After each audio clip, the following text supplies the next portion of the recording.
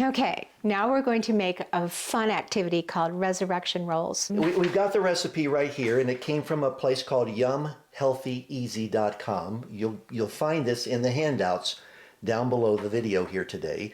But I'm going to give some instructions here while she shows you what we're doing. So you're going to start with crescent rolls, and you separate them into triangles, okay? Because we want to make this, the whole point of doing this little exercise is to symbolize what happened to Jesus, not to focus on chocolate and Easter bunnies and things that we know are not the story of the resurrection. So it'll help you and your family to actually do something symbolic of what took place. He is alive. He is risen. That's right. He is risen indeed. Now, if you want to go ahead and read the story of Jesus' crucifixion in John 19 is a good reference. So once you get your crescent rolls and you unroll them and you separate them into the triangles, you see the natural perforations there. This represents the cloth that Jesus was wrapped in when they put him in the tomb. Okay? And then the marshmallows. So all you need are crescent rolls, marshmallows, cinnamon, sugar, and water. Okay. And an oven. All right. So what does the marshmallow stand for? The marshmallow is white, which represents purity as the white color, and it's because Jesus was without sin. So this represents Jesus. Yeah, it does. It's symbolic.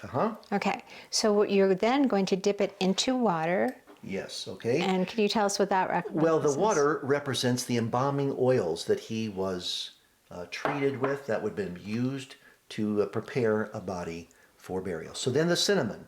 What does the cinnamon represent? Well, right now we're going to roll it in the cinnamon. Okay. It's cinnamon sugar, actually. And what does that represent again? This represents the spices. Nicodemus. They didn't this get was there in Nicodemus. He spent a lot of money, over $100,000 in today's money, to do the essential oils that he balmed Jesus with. Okay, good. So we're going to then take that and put it inside of the cloth. The triangle, triangle crescent roll, and just roll it up. All right. Now it's really important. What is it that you have to do? Well, you're the one that made some before, and you said it was a mistake if you don't pinch them tightly around the edges so that the marshmallow is going to bake inside. Now, by the way, you should get your oven preheated to 375, which we do. We have it over here preheated. And what does the oven represent? Well, tell them.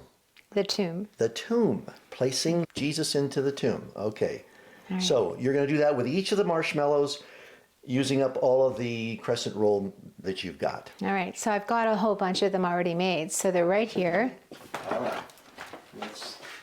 This is what they look like. Okay.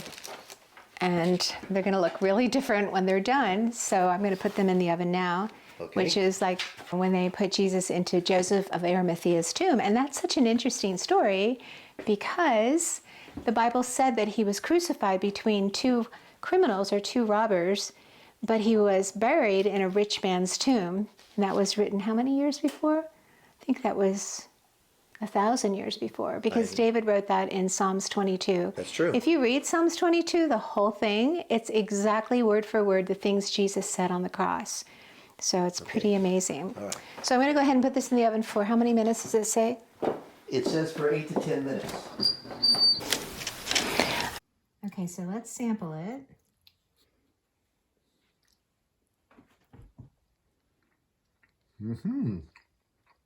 That's very good. Very enjoyable. Yeah. So those are resurrection rolls, and I hope you do them with your family to teach them the story of Jesus and his resurrection.